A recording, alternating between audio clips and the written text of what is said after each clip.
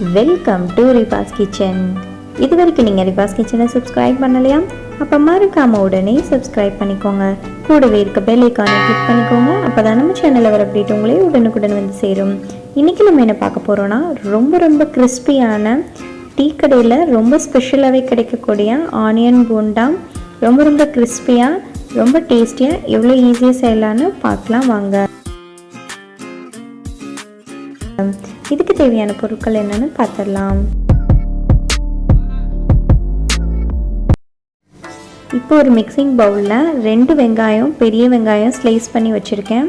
அதை இதோட ஆட் பண்ணிக்கிற போகிறேன். நல்லா தின்னாக ஸ்லைஸ் பண்ணி வச்சுக்கோங்க. இந்த அளவுக்கு இருக்கணும்.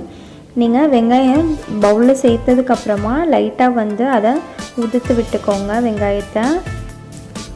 வெங்காயம் நல்லா தனித்தனியாக உதுத்து விட்டதுக்கப்புறம் இதுக்கு தேவையான அளவுக்கு உப்பு ஆட் பண்ணியிருக்கேன். நான் 1 டீஸ்பூன் அளவில் உப்பு ஆட் பண்ணியிருக்கேன். இதோட 1 டீஸ்பூன் அளவில் ஜீரகம் ஆட் பண்ணியிருக்கேன்.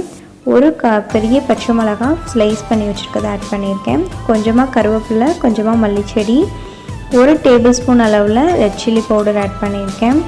கொஞ்சமாக பெருங்காயத்தூள் ஆட் பண்ணியிருக்கேன். இதோட இப்போ இது எல்லாத்தையுமே நல்லா மிக்ஸ் பண்ணி விட்டுக்கிறேன். தண்ணி எதுவுமே நீங்கள் சேர்க்காதீங்க. தண்ணி எதுவும் சேர்க்காமல் மிக்ஸ் பண்ணி விட்டுக்கோங்க.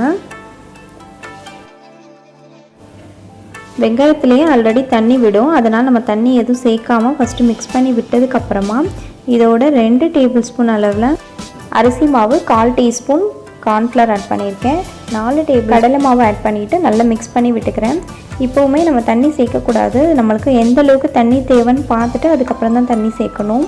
அப்போ தான் நம்மளுக்கு நல்லாவே வரும் உள்ள மாவு வெந்து. இல்லைனா வெளியே மட்டும் கிறிஸ்பியாக இருக்க மாதிரி இருக்கும். இதோட 2 டேபிள் ஸ்பூன் அளவில் சூடான எண்ணெய் ஆட் பண்ணியிருக்கேன். இது நீங்கள் ஆட் பண்ணுறனால நல்லாவே கிறிஸ்பியாக இருக்கும். உள்ளவும் நல்லா வெந்து கிடைக்கும் மாவு. இப்போ நல்லா இதை மிக்ஸ் பண்ணி விட்டுட்டு கொஞ்சமாக தண்ணி தெளித்து தான் நம்ம இதை மாவு பிசையணும்.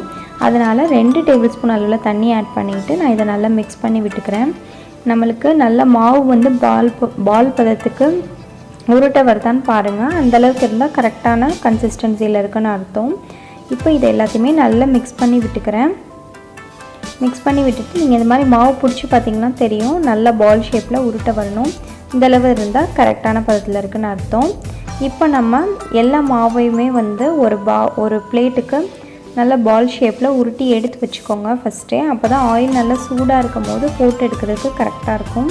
லைட்டாக கையில் ஆயில் இல்லைனா தண்ணி அப்ளை பண்ணிவிட்டு எல்லா பால்ஸையும் உருட்டி எடுத்துக்கோங்க.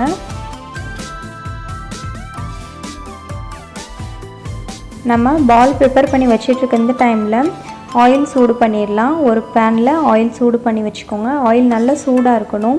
ஆயில் நல்லா சூடானதும் ஒரு உருண்டையும் நீங்கள் போடும்போது லோ ஃப்ளேமில் வச்சுட்டு கொஞ்சம் இடைவெளி விட்டு போட்டு பொரிச்சிடுங்க. நல்லா ஒரு சைடு கோல்டன் ப்ரௌன் ஆனதும் இன்னொரு சைடு திருப்பி விடுங்க. அதுக்கு முன்னாடி திருப்பாதீங்க. இப்போ ஒரு சைடு நல்லா ஃப்ரை ஆயிடுச்சு. மறு சைடு திருப்பி விட்டு இப்போ நான் குக் பண்ணுறேன். இந்த சைடும் நல்லா ஃப்ரை ஆயிடுச்சு. இப்போ நம்மளுக்கு 2 சைடுமே நல்லா ஃப்ரை ஆனதுக்கப்புறமா நம்ம எடுக்கலாம். லோ ஃப்ளேமில் வச்சுட்டு பொரிச்சிடுங்க.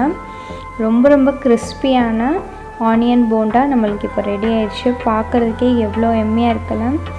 ரொம்ப கிறிஸ்பியாக இருந்தது.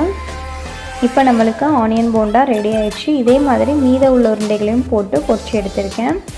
ரொம்ப கிறிஸ்பியான ரொம்பவே எம்மியன் டேஸ்டியான ஆனியன் போண்டா. இந்த ஆனியன் போண்டா எல்லாருக்குமே ரொம்பவே பிடிக்கும். டீக்கடை ஸ்டைலில் கண்டிப்பாக நீங்களும் மறக்காமல் இதே மாதிரி மெஷர்மெண்ட்டோடு ட்ரை பண்ணி பார்த்துட்டு எனக்கு சொல்லுங்கள். வெளியே லேயர் நல்லாவே கிறிஸ்பியாக இருந்தது, உள்ளே நல்லா சாஃப்டாக இருந்தது. பார்த்தாலே உங்களுக்கே தெரியும். இதே மாதிரி நீங்களும் ட்ரை பண்ணிவிட்டு எனக்கு கமெண்ட்டில் சொல்லுங்கள். இந்த வீடியோ உங்களுக்கு ரொம்ப பிடிச்சிருக்கா? அப்போ மறக்காமல் லைக் பண்ணுங்கள், கமெண்ட் பண்ணுங்கள். உங்களோட ஃபேமிலி அண்ட் ஃப்ரெண்ட்ஸ்க்கு மறக்காமல் ஷேர் பண்ணுங்கள். ரிபாஸ் கிச்சனை சப்ஸ்கிரைப் பண்ணுங்கள். தேங்க்யூ ஸோ மச் ஃபார் வாட்சிங்.